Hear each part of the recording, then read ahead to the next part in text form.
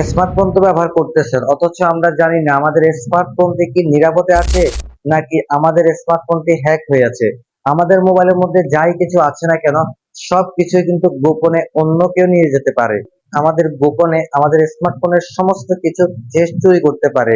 আজকে দেখাবো আপনার মোবাইলে যে অ্যাপস গুলো আছে, এই অ্যাপস গুলো দ্বারা অন্য কোথাও অন্য কিছু চুরি হচ্ছে কিনা, অ্যাপস গুলো কি সুরক্ষিত আছে কিনা কিভাবে চেক করতে হয়, চলুন তাহলে সবাই মিলে শিখে আসি।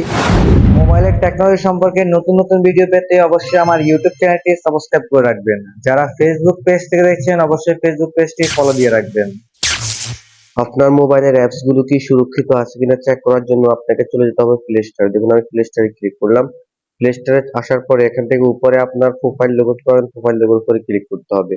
প্রোফাইল লোগোর উপরে ক্লিক করার পর এখানে লেখা আছে ম্যানেজ অ্যাপস এন্ড ডিভাইস, এখানে ক্লিক করতে হবে। এখানে ক্লিক করার পরে উপরে যে অপশনটি আছে উপরে অপশনটির উপরে ক্লিক করবেন। ক্লিক করার পরে এখান থেকে আপনি খুব সহজে দেখতে পাবেন আপনার মোবাইলে আপনি কয়টি অ্যাপস এখানে ব্যবহার করতেছেন। দেখুন আমার এখানে আমি 64টি অ্যাপস আমি এখানে ব্যবহার করতেছি, 64 প্লাস অ্যাপস ব্যবহার করতেছি।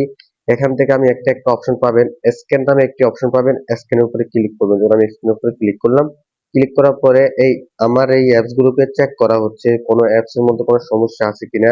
যদি কোনো সমস্যা থাকে তাহলে এই অ্যাপসটির নিচে এখানে শো করবে যে আপনার অ্যাপস এর মধ্যে সমস্যা আছে। যদি কোনো অ্যাপস এর মধ্যে সমস্যা দেখা যায় তাহলে আপনি এখান থেকে খুব সহজে আপনি কিন্তু আনইনস্টল করে দিতে পারবেন। দেখতে পাচ্ছেন আমার এখানে অ্যাপস গুলোর মধ্যে কোনো সমস্যা নেই। এভাবে আপনি আপনার অ্যাপস গুলোকে চেক করতে পারবেন। আশা করি খুব সহজে বুঝতে পেরেছেন। ভিডিওটি দেখে যদি আপনার একটু উপকার হয়ে থাকে তাহলে অবশ্যই পাশে থাকবেন, সাপোর্ট দিবেন। দেখা হবে নতুন কোনো ভিডিওতে। ধন্যবাদ সকলকে তখন পাশে থাকার জন্য।